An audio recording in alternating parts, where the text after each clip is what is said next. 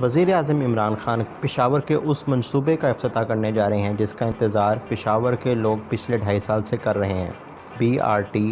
بس rapid transit Peshawar project. یہ project Peshawar کے بڑھتے ہوئے ٹرانسپورٹیشن اور آمد و رفت کے مسئلے کو حل کرنے کے لیے بنایا گیا تھا اور اس کی ساری پلاننگ اور اس کی فنڈنگ ایشین ڈیولپمنٹ بینک نے کی۔ اس منصوبے کا سنگ بنیاد اکتوبر 2017 میں وزیر اعلیٰ خیبر پختونخوا پرویز خٹک نے رکھا۔ اس منصوبے کو تیسری جنریشن کی BRT یعنی بس منصوبے کا نام دیا جا رہا ہے، جو کہ لاہور، پشاور اور اسلام آباد میں موجود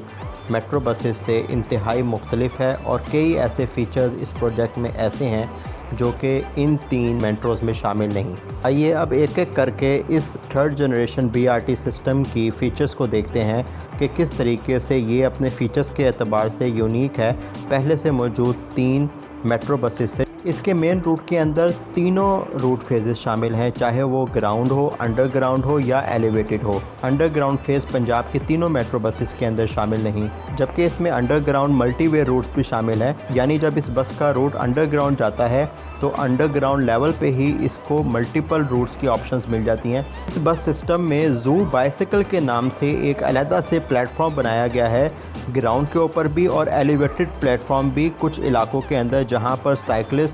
اپنے مطلوبہ پوزیشن سے بائسیکلز ایشو کروا کر اپنی منزل مقصود تک پہنچ سکتے ہیں، یا اسٹیشن سے اتر کر بائسیکل کو لے کر اپنی منزل مقصود تک پہنچ کے وہاں پر سٹینڈ پہ کھڑی کر سکتے ہیں، اور یہ سارا کام الیکٹرانکلی زو کارڈ کے ذریعے سے ہوگا۔ اس BRT سسٹم کی ایک اور خاص بات اس کی فیڈر روٹس اور فیڈر بسیز ہیں،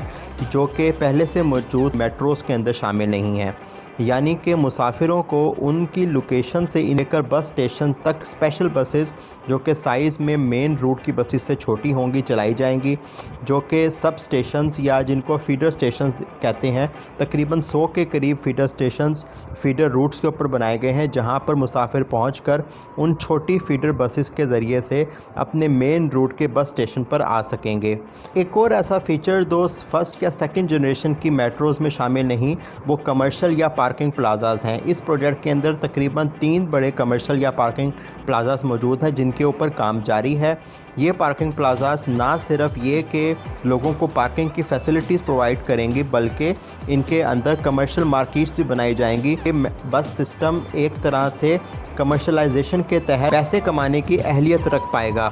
سب سے اہم ترین فیچر یہ ہے کہ اس بس سسٹم کو چلانے کے لیے حکومت خیبر پختونخوا کو سبسڈی نہیں دینا پڑے گی، جہاں ایک طرف تقریباً 12 ارب روپے سالانہ باقی پنجاب کی 3 میٹروز بس سروسز کی سبسڈی ہے، یعنی کہ یہ سسٹم اپنا خرچہ خود اٹھائے گا اور قومی خزانے پر اس کا بوجھ نہیں ڈالے گا۔ اس بس سسٹم کا کم سے کم کرایہ 10 روپے اور زیادہ سے زیادہ کرایہ 50 روپے مختص کیا گیا ہے، اور یہ کرایہ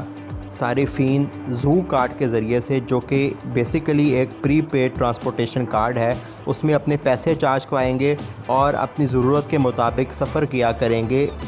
یہ پروجیکٹ اپنے فیڈر روٹس اور مین روٹس کے ساتھ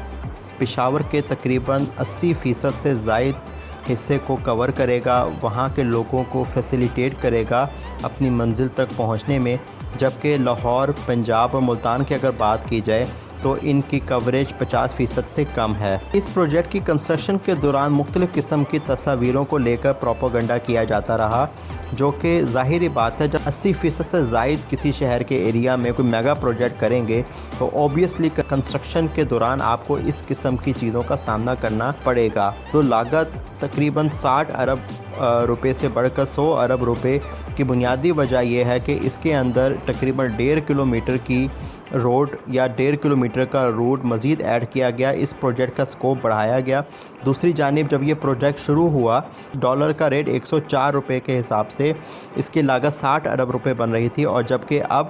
اس پروجیکٹ کی تقریباً 150 یا 160 روپے ڈالر کے حساب سے اس پروجیکٹ کی مالیت تقریباً 100 ارب روپے بن رہی ہے۔ اس کے ساتھ ہی ساتھ 3 سے 4 ایریاز ایسے تھے جہاں پر فیزیبلٹی کے بعد ان کو مزید امپروو کیا گیا، تو یہ 2 سے 3 میجر کنٹریبیوشنز تھے، وجہ سے اس پروجیکٹ کی لاگت جو ہے وہ 60 ارب روپے سے بڑھ کر 100 ارب روپے کے قریب پہنچ گئی۔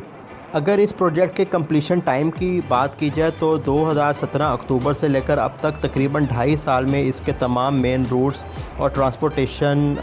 فیزز جو ہیں وہ مکمل ہو گئے ہیں۔ آئی ٹی بیس سسٹم جو ہے کمپلائڈ ہے اور چل رہا ہے، اسی وجہ سے تقریباً یہ پروجیکٹ تقریباً 90% سے زیادہ مکمل ہو چکا ہے۔ کچھ کمرشل زونز جیسے 3 پارکنگ پلازاز اور دیگر دکانوں کی فیسلٹیز پینڈنگ ہے جو ٹارگٹ کے مطابق اگلے سال جون میں مکمل ہو جائیں گی۔ پروجیکٹ پشاور کے لوگوں کے لیے، پشاور کی خوبصورتی کے لیے، پشاور کی ماڈرنائزیشن کے لیے انتہائی اہم پروجیکٹ تھا۔ اب پشاور کے لوگ اس پروجیکٹ کو دیکھ کر بتا سکتے ہیں کہ کس حد تک اس پروجیکٹ نے ان کی سفری سہولیات کو بہتر بنایا ہے، اور دوسری جانب کاروبار کو بڑھاوا دینے کے لیے یہ پروجیکٹ اپنے کمرشل پلازاز، مالز اور پارکنگ پلازاز کے ذریعے سے کس طریقے سے اکانومی میں اپنا رول پلے کر پائے گا۔ شکریہ۔